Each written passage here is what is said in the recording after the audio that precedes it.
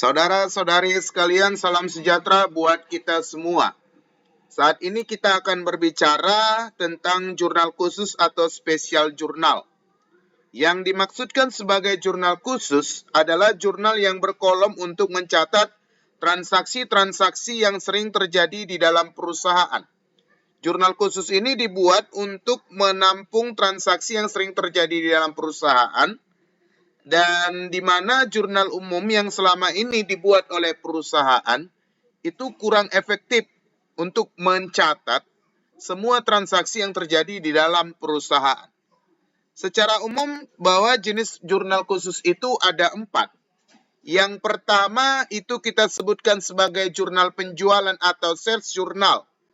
Yang kedua itu jurnal pembelian atau purchases journal.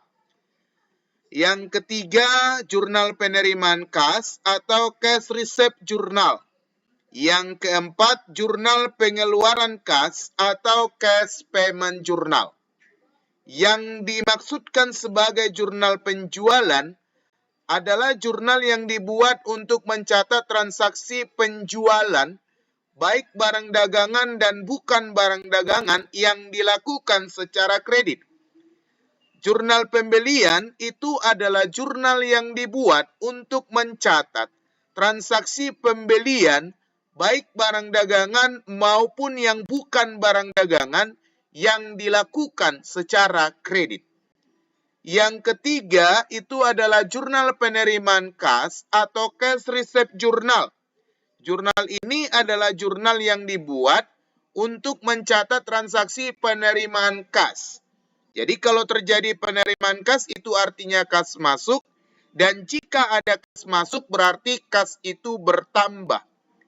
Apa yang menyebabkan kas kita perusahaan bertambah? Yang pertama karena adanya penjualan secara tunai, baik barang dagangan maupun yang bukan barang dagangan. Yang kedua, penerimaan kas itu berasal daripada penerimaan piutang usaha. Yang ketiga, bahwa penerimaan kas itu berasal daripada pendapatan usaha. Sedangkan yang keempat, itu adalah jurnal pengeluaran kas atau cash payment journal.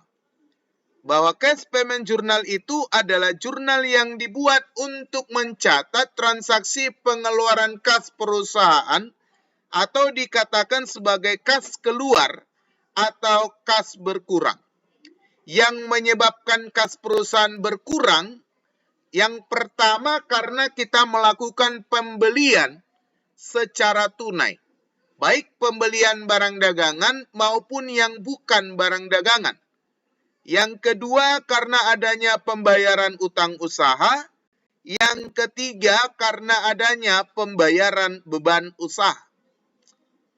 Jadi saudara-saudara, jurnal umum masih diperlukan.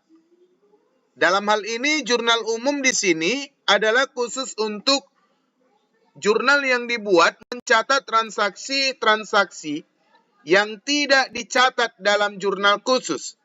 Transaksi apa itu?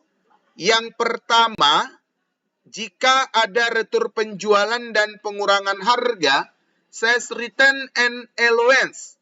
Yang kedua, retur pembelian dan pengurangan harga, purchases return and allowance.